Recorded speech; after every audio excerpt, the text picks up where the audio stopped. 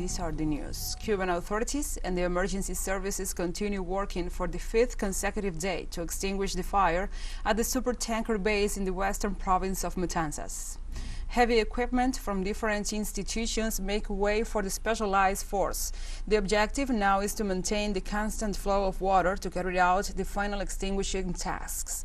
The advice of Mexican and Venezuelan experts has been vital in the incident. The plans drawn up jointly with the Cuban forces allowed that after about 100 hours of struggle against the flames, there is a better situation in the area.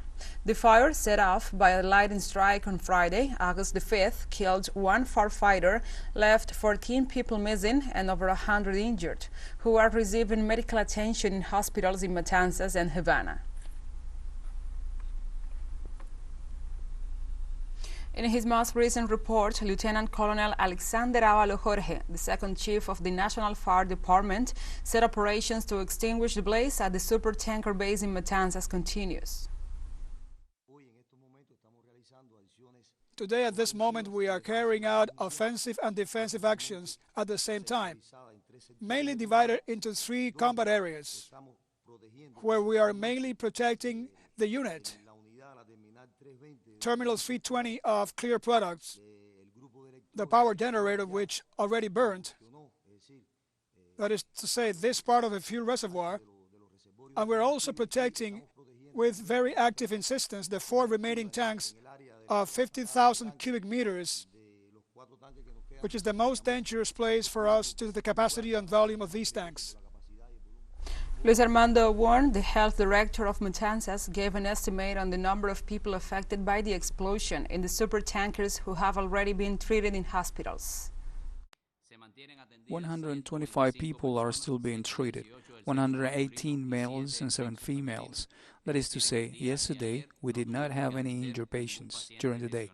3 more medical discharges were given early in the morning, so we accumulated 106 discharges from hospital, 100 males and 6 female.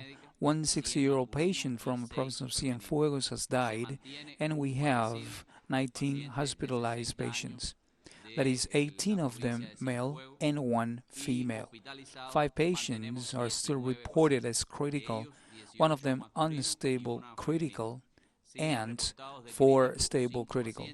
2 serious patients and 12 care patients have been reported this far.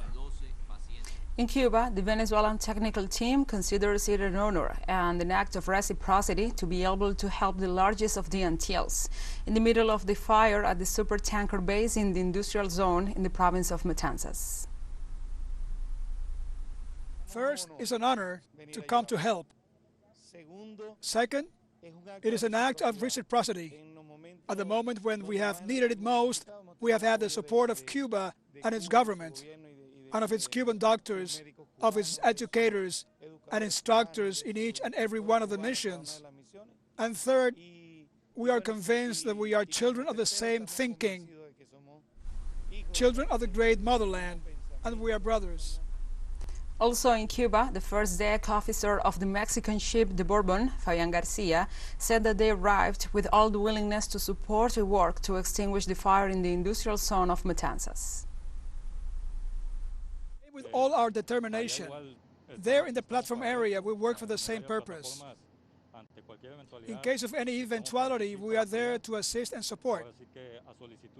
So at the request of the general management of Pemex, we received this request of the ship, and we came here with the best attitude to cooperate in fighting the fire.